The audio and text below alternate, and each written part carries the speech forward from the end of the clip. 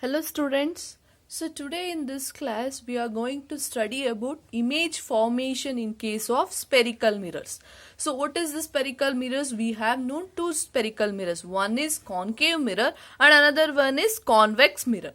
So today we'll quickly recall what we have discussed about the spherical mirrors. That too especially we'll go with the concave mirror. So what is this concave mirror? Concave mirror is also known as it is converging mirror in which it is curved inwards. So this side is called the reflecting surface and this one is painted one. So this is the painted surface. Only this surface which is curved inwards are called as this is the reflecting surface in which whenever the image formation or object which is placed will be reflection will takes place in the inward, that is in this position the image will be formed. So this concave mirror, what is the special? Not only concave mirror, what is the speciality of this spherical mirrors means? Here in the case of spherical mirrors, you know the loss of reflection. If you know that loss of reflection is nothing but you have two loss of reflection. One is the incident ray, reflected ray and the normal to the point of incidence all will lie on the same plane. That is the first thing. So that we are going with the plane mirror. In the plane mirror, if this is the incident ray, if this is the reflected ray, the normal is the perpendicular to the point of incidence. Here in the case of the spherical mirrors also we are having the normal ray. That normal ray we are drawing, that is along the radius, that is joining the center of curvature. Okay, we know the center of curvature. This is the that is the spherical mirrors. So this line is called principal axis. This is the center of curvature. This is the focus and this is the point of the reflecting surface is called the pole. So this center, this is the normal. Here in the case of spherical mirrors, so this is the reflecting surfaces. This center of curvature is called it is the normal to the normal. This from here only the normal to the point of incidence we are going to find it out. And the image formed in a concave mirror, maybe it will be real and as well as the virtual image. Okay, real and virtual, both the images will be formed in a concave mirror and also both the loss of reflection will be satisfied. So it will be having an incident ray, it will be having the reflected ray, it will be having the normal to the point of incidence and also second law of angle of incidence is equals to angle of reflection. So both the loss of reflection is also satisfied by the concave mirror. So this is not only in the case of concave mirror, it is also same in the case of convex mirror. So first we will go on discussing about the concave mirror, then we will go with the convex mirror. Here to know about the image formation in the concave mirror, there are 4 different rules. We have to know that 4 different rules. So let us study one by one. That is the first rule under the image formation in case of concave mirror. If we have considered a ray of light parallel to the principal axis after reflection passes through the focus. So to understand this, let us write the concave mirror. So to write that, I have taken one measurement. That is what usually we will do it because it will be appropriate if you have done it in a perfect measurement. To know that I have drawn a line here. That is what the line is called the principal axis. In that line, I have considered the 0 point. 0 point I will consider. This is I am considering it as C. C is nothing but center of curvature. So this is the center of curvature C. And I am taking measurements here. How means exact measurements. Around 3 centimeter I will consider it as. This is the point of, that is a focal. That is then 6. This 6th centimeter measurement I will consider it as the pole. Now I will take the compass. So I will measure from the center, that is center, this is the radius of the circle, isn't it? This is the sphere, means this is half of the sphere. I will consider that 6 centimeter in the measurement.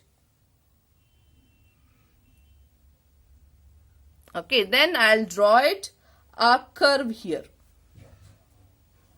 So this is the spherical mirror, this is the reflecting surface. This another one, I'll paint it as this is the outer surface. Okay, so what the first thing saying, a ray of light which is parallel to the principal axis. So here is the reflecting surface in the case of concave mirror, parallel to the principal, this is the principal axis, the line. If the ray of light means a single light which is parallel to the principal axis, this is the incident ray, after reflection passes through the focus. So after reflection it passes through the focus. So this is how we are going to represent it. And next, where you will draw the normal line. So this is the normal, this is the point of incidence, isn't it? This is the normal to the point of incidence, this is the angle I, and this is the angle R. So here in the rule 1 also, what we have said it in concave mirror, it also satisfies laws of reflection, that is incident ray, normal ray on the reflected ray will lie on the same plane, and also angle of incidence is equals to angle of reflection. So this is about the first rule. Let us go with the second one. So what is the second rule saying? A ray of light passing through the center of curvature reflected back along the same path. That means if I consider a ray of light which is passing through the center of curvature.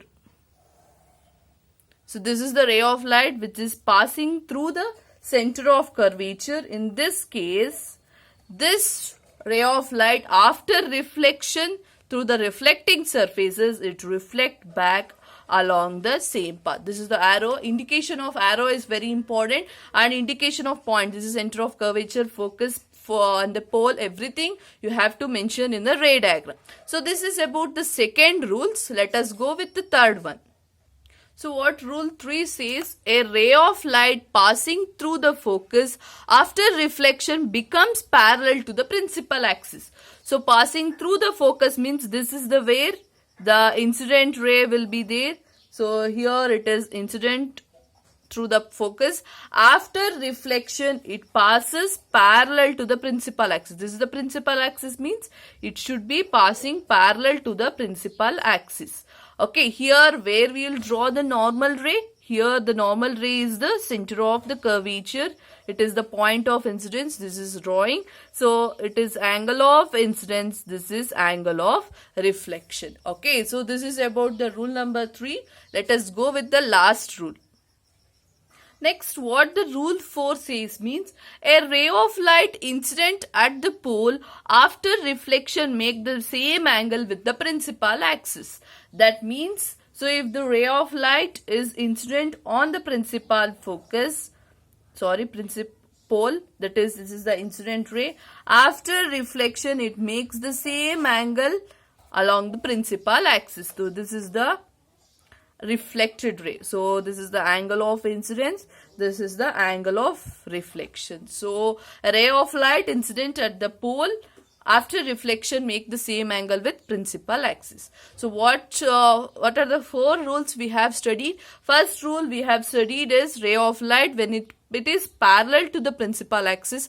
After reflection it moves to the principal focus. Next we have discussed about when a ray of light incident on the center of curvature, after reflection it moves along the same path, that is along the center of curvature itself. Rule number 3 we have discussed when a ray of light incident on a principal focus, after reflection it moves parallel to the principal axis. That means rule number 1 and rule number 3 are vice versa, because same will be there. If it is principal focus, then parallel to principal axis. If it is parallel to principal axis, then it reflected ray passes through the principal focus. And the 4th rule, the incident ray is along the pole means after reflection it will make the same angle with the principal axis. So this is about the concave mirror. Let us go with the convex mirror.